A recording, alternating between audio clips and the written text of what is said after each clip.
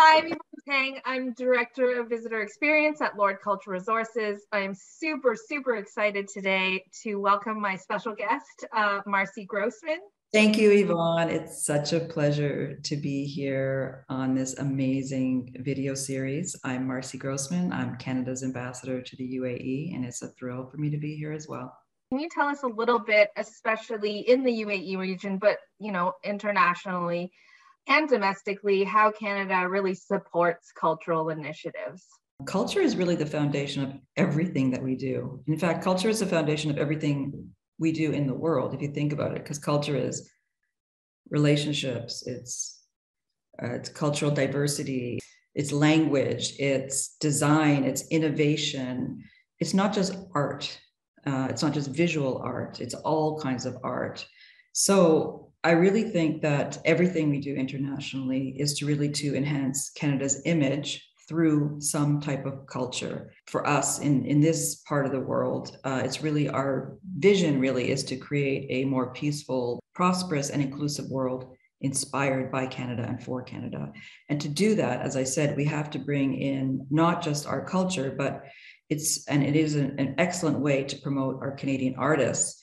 But it also supports in so many forms our public affairs program, our trade program for that matter. It's just as important to show a French film at the Franco Film Festival as it is to sign a big trade deal. All of these things really help us to share what our role in the world is. So I was thinking that culture is just such an expansive territory that really everything we do is grounded in culture. And especially when you think of a country here where culture is so important and relationships are so important. And so many cultures come together that nothing really gets done without culture. So it's really in everything that we do, whether it's trade or diplomacy or pure promotion of culture, even immigration, tourism, it's all part of culture. I really wanted to talk about, again, no matter what job we're doing, we're really branding Canada internationally to promote, what we stand for. And we do that through our trade program. So our trade commissioners, as we call them, they are skilled diplomats. Their job is really to know the country, to know the market, and they help Canadian companies and creators like Lord, for example, understand the local market, although you could teach a masterclass in understanding the local market. But I'm just saying other companies, for example, we connect them with local business partners, local government, to achieve their goals. At the same time, there's such a synergy between what the trade program does and what the public affairs programs do. So, for example, we just hosted 21 companies in the Canadian audio, visual, and digital interactive media sectors. It was a trade mission through Heritage Canada. So companies came, they met with local businesses, they signed MOUs. We actually signed an MOU. I don't know if you know that, a statement of intent to work more collaboratively with the UAE on creative industries. We signed that with the Ministry of Culture and Youth, and Her Excellency Noura Al-Kabe was there. We really, want to use sort of always this business, this economic underpinning of things that we do to also promote on our public affairs side. So our goal was not just to sign this agreement to have more business cooperation between our two countries, but it was also to use the opportunity to promote Canada and everything it's great at. And if you would have seen what these visual arts and digital animation companies had to offer, it was a whole spectrum of offerings. So it wasn't just to for them to get deals and sell things, but also to promote Canada through that lens, and also to promote our bilateral relationship, because we always want to look like, we are interested in what you do. We have shared interest in what you do. Let's do things together. So I just wanted to talk a little bit about how those two sides work together. And I also just wanted to give a couple more examples of how this sort of culture and diplomacy and work together.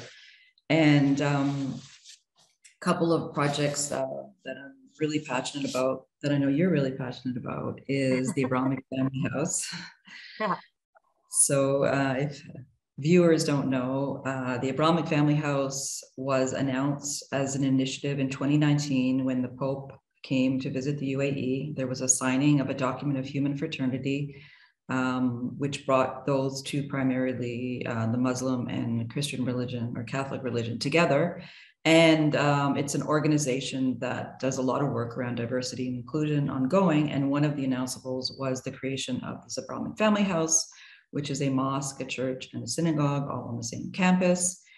And of course, the Welcome Center, the beautiful Welcome Center in the middle of this architectural, like, it's gorgeous. I don't know what you can call it, like dream, this architectural.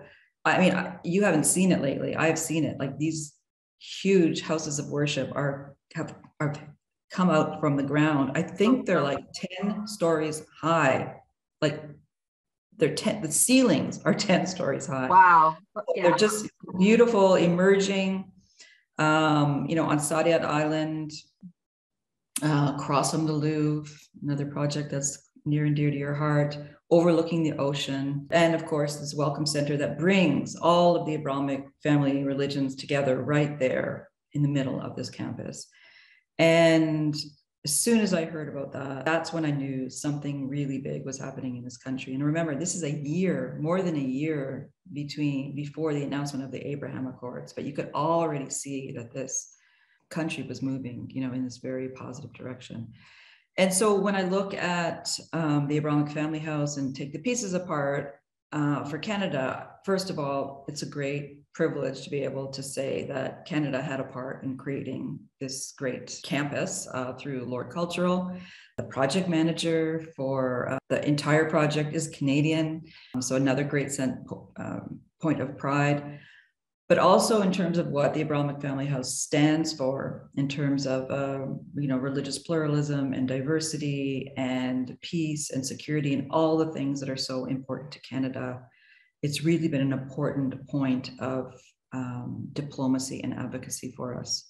We really use it as an opportunity to connect on all of those values that align us together. And I'm so excited for when it opens. It's going to be such a huge international beacon for peace. And it's so amazing to know that Canada has had such an instrumental part in it. So just again, an example of where business, diplomacy, and advocacy come together. And I have a lot more examples, but I really want to just focus on that one. Thank you. Yeah, it's a beautiful project. We can't wait to see it happen. We'll have to invite you back on when it does open and give us a tour or something like that. Absolutely. Absolutely. Thank you, Marcy.